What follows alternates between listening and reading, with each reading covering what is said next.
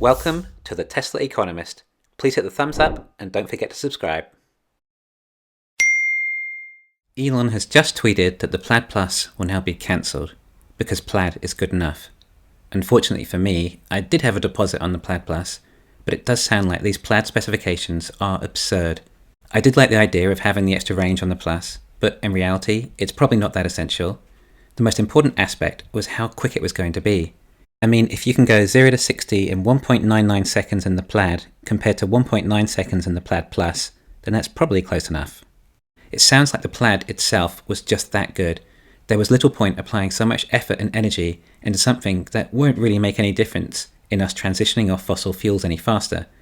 It still has almost 400 miles of range, which is actually more range than any ICE car that I've ever owned. I can understand why it was cancelled.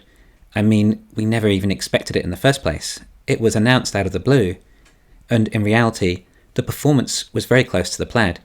It just seemed to have this extended range. Now I think about this, I think cancelling the Plaid Plus was the right move. There is still a big difference between performance of the long-range Model S and the Plaid, 3.1 seconds compared to 1.99 seconds to 60. And the difference in range is 412 miles for the long range and 390 miles for the Plaid. But the difference in price is $40,000. That's a lot of money. Incidentally, the Plaid Plus was a further $20,000 more expensive again. What could have been in the Plaid Plus that cost so much more?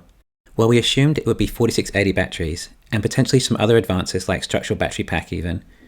Other than that, everything else we would have expected to be about the same specification.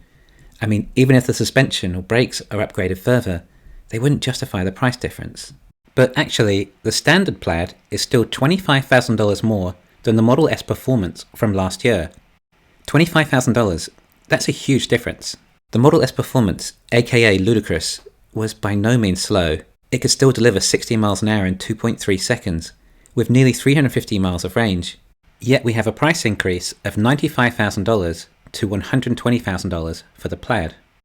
We also have a weight reduction from 4,941 pounds for the performance version down to 4,766 pounds for the Plaid version.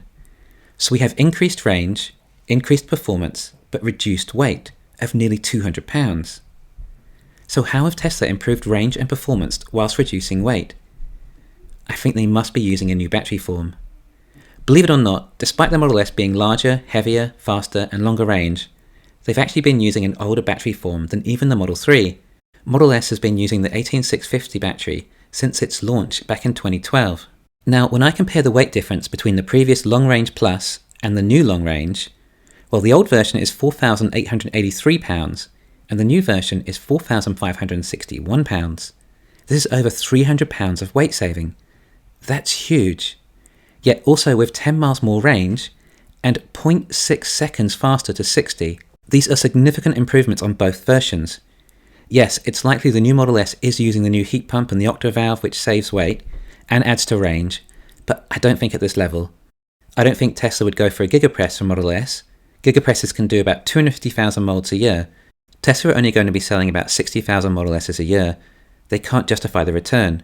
In addition to that, being a much higher ticket item, it's not as essential to save so much cost as it doesn't affect margin so much.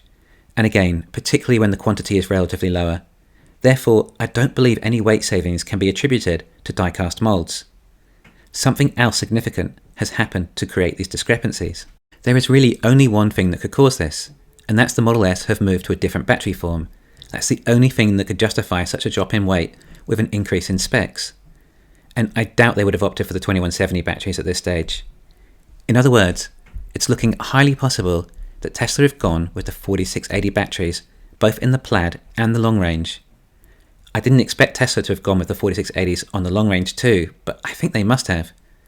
If that's the case, then one question is that why would the Plaid version cost $40,000 more than the long range?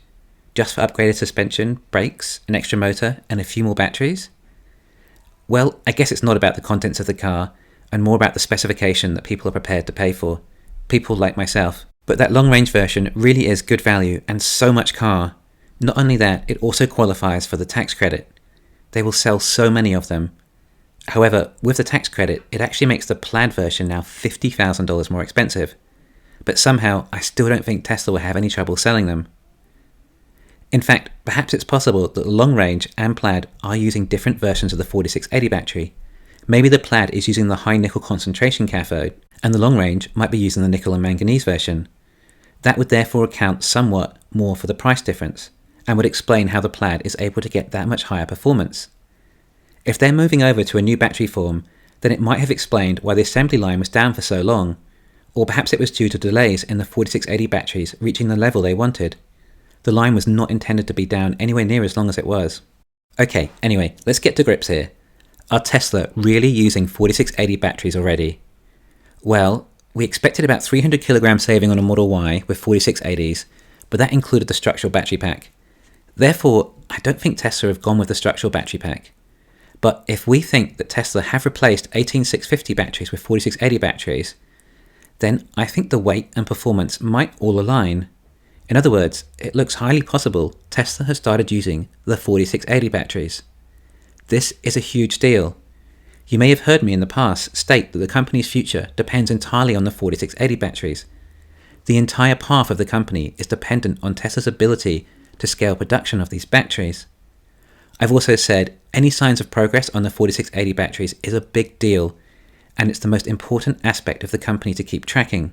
If Tesla are using 4680 batteries in their Model S's already, then that is a huge breakthrough.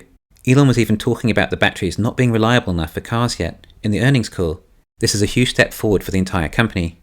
Okay, initially production will be low, perhaps just a few thousand Model S's a month, but it won't take long until they're up to around 5,000 a month. And then likely the Model X not too far away either, taking them collectively up to about 30,000 units a quarter. We don't know what the size of the battery will be, but let's guess perhaps between the two versions they're going to average between 90 and 95 kilowatt hours. Even if we take the 90 figure, then that's 10.8 gigawatt hours a year equivalent. The 4680 pilot plant is also in Fremont at Cato Road. This was known as Tesla's Roadrunner line and has an expected output of 10 gigawatt hours a year, with capacity expected to reach 20 gigawatt hours a year. That is more than enough to cover any demand from the S and X, particularly as Texas and Berlin will be self-sufficient for battery supply. Cato Road was likely meant for the S and X batteries all along, once past the initial pilot line testing. Anyway, we'll soon find out on the Model S Plaid Delivery Day. This day is actually a big deal. We haven't really had a Tesla event since Battery Day, aside from earnings calls. We have no idea what might be announced. But if they're going to tell us that the Model S now has 4680s, then we might expect a further update on how the rest of the production lines are coming and expected outputs. On Battery Day, we were told Tesla should achieve 100 gigawatt hours in-house next year. We hope that this is still achievable. Incidentally, that's enough batteries for about 1.5 million cars, in addition to what Fremont and Shanghai produce, and in addition to whatever Tesla's partners produce. It sounds like Panasonic is taking the 4680 batteries seriously and already have a great partnership with Tesla. But anyway, it's highly possible to expect more from the event. We will likely be told of some great new features of the Model S that we were not previously told. But what else? I don't think it's really the time or place to announce anything to do with the Model 2. I don't think there is much else that can be said about Berlin and Texas. I don't think they can announce a new factory until this tax credit bill is passed, as I believe that will be a deterministic factor as to where Tesla will build their next factory, as they want to be strategic.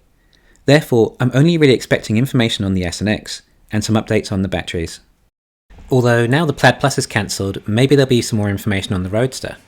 Anyway, it sounds like there is certainly a possibility we might see the 4680 batteries, which would definitely be a foot in the right direction. Thanks for listening, please hit the thumbs up, and don't forget to subscribe.